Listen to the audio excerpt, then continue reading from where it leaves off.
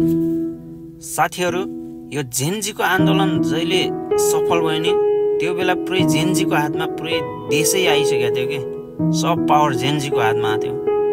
त्यो बेला झरापझुरुप हर्क साम्पाङलाई चाहिँ प्रधानमन्त्री बनाइदिनु पर्थ्यो क्या। त्यो बनाइदिए भएपछि देश छुट्टै अवस्थामा जान्थ्यो। किनभनेपछि हर्क साम्पाङको लाइफ हामी सबैले देखिरहेका छौँ।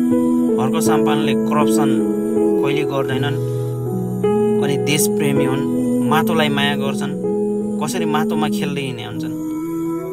तर यो नेपाली जनता अनि यो नयाँ पिँढीका जेनजीहरूले चाहिँ उसलाई गन्दै गनेनन् क्या। यस्तोले पनि के देश बनाउँछ भनेर भने अब हाम्रो देश चाहिँ कस्तो अवस्थामा छ तपाईँहरूलाई थाहा छँदैछ नि। त्यस्तो अहिले महँगो महँगो टेक्निकल ल्याउने अवस्था पनि छैन। ऋण पुरै डुबेर गइसक्यो देश। अब बाहिरबाट ऋण ल्याएर भन्दा पनि श्रम गरेर नै हाम्रो देश बनाउने हो क्या। किनभनेपछि अहिले चाहिँ सबै फ्याक्ट्री पनि बन्द भइसके। हर्कले चाहिँ त्यहाँ धरानमा 2वटा फ्याक्ट्री खोलिसके, साबुन फ्याक्ट्री र के अर्को फ्याक्ट्री खोलिसके।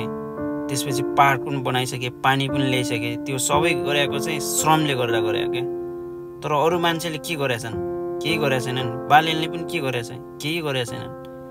बस ऊ गर्छन्, यस्तो गर उस्तो गर भन्छन्। सबै गरिबहरूलाई पुरै लखेट्दै हिँडेछन्। गरिबको के बुझेछन् बालेनले? सहरमा बसेको अब धनीको छोरा गरिबको मर्म केही बुझेको छैनन्।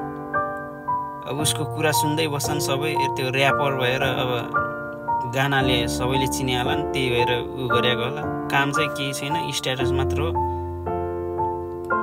त्यही गरिबहरूलाई भगाउने अनि घरहरू पुरै कब्जा हानिदिने, भड्काइदिने, त्यस्तै छ। अब त्यो भड्काइदिएको घरको सत्ता केही छैन।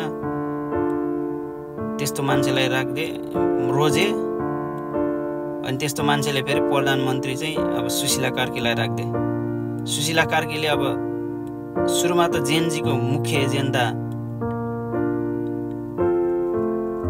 जनताले चाहिँ प्रधानमन्त्री आफै रोजेर बनाउन सक्ने त्यस्तो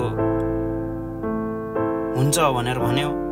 अहिले चाहिँ फेरि अब प्रधानमन्त्री चाहिँ जनताले रोजेर नहोला जस्तो अवस्था सिर्जना भइसकेको छ। यो चाहिँ सबै जनताले गर्दा नै हो। जनताले राम्रो मान्छेलाई चिन्न सकेनन् क्या। त्यही भएर नै देश यस्तै भइरहेको छ जस्तो लाग्यो मलाई त।